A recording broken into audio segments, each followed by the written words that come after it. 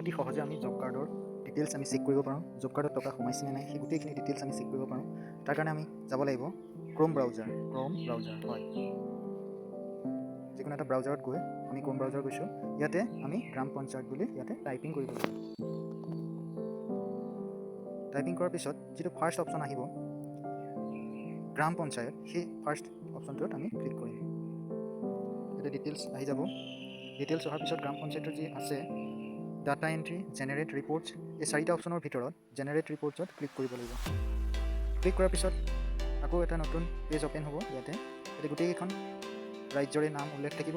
District থকা ৰাজ্যখনলৈ যাব লাগিব, আছাম আহি গৈছে। ইয়াতে আমাৰ ডিষ্ট্ৰিক্ট, ব্লক, পঞ্চায়ত এই গোটেইখিনি থাকিব লাগিব। লগতে ফাইনেন্সিয়েল ইয়াৰটো আমি এড কৰিব লাগিব। ইয়াতে চিলেক্ট কৰিম। ইয়াতে 23-24 23-24 যি ফাইনেন্সিয়েল বিত্তীয় বৰ্ষ হয় সেইটো চিলেক্ট কৰিম। তাৰপিছত আমি ডিষ্ট্ৰিক্ট চিলেক্ট কৰিম। ইয়াতে ডিষ্ট্ৰিক্ট চিলেক্ট কৰিছোঁ। ডিষ্ট্ৰিক্টটো আমি চিলেক্ট কৰি লওঁ, ঠিকে আছে।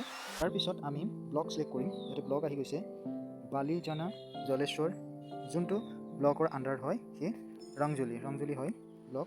পঞ্চায়ত চিলেক্ট কৰিম ৰংজুলি, চিমতলা, টিপ্লাই, আমি টিপ্লাই চিলেক্ট কৰিম বা ৰংজুলি চিলেক্ট কৰিম।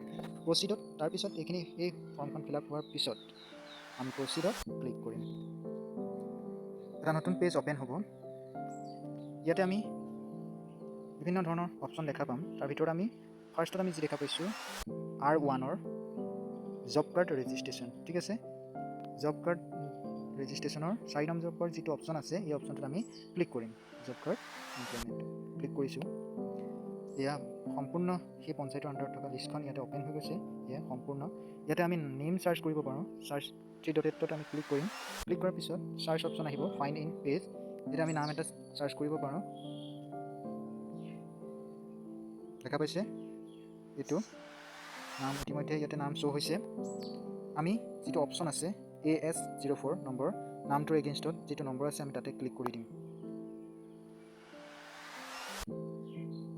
এয়া আহি গৈছে সম্পূৰ্ণ ডিটেইলছ। প্ৰদীপ বসুমতাৰী, চন্দ্ৰিকা বসুমতাৰী, তেখেতৰ গোটেই ডিটেইলছ আহি গৈছে। এনেদৰেই আহি যায় আৰু তেওঁ কিমান কাম কৰিছে, ক'ত কাম কৰিছে, সম্পূৰ্ণ ডিটেইলছ ইয়াতে শ্ব' হৈ যায়। আমি বেলেগ এটা ৰিপৰ্ট আমি চেক কৰিম। এইটো হৈছিল য়েল্ল' কালাৰ। এইবাৰ আমি বেলেগ এটা চেক কৰিব গৈ আছোঁ। গ্ৰীণ কালাৰ যিটো দেখা পাইছোঁ সেইটোকে আমি ES-টোত টাচ কৰিছোঁ। ইয়াতে আহি গৈছে।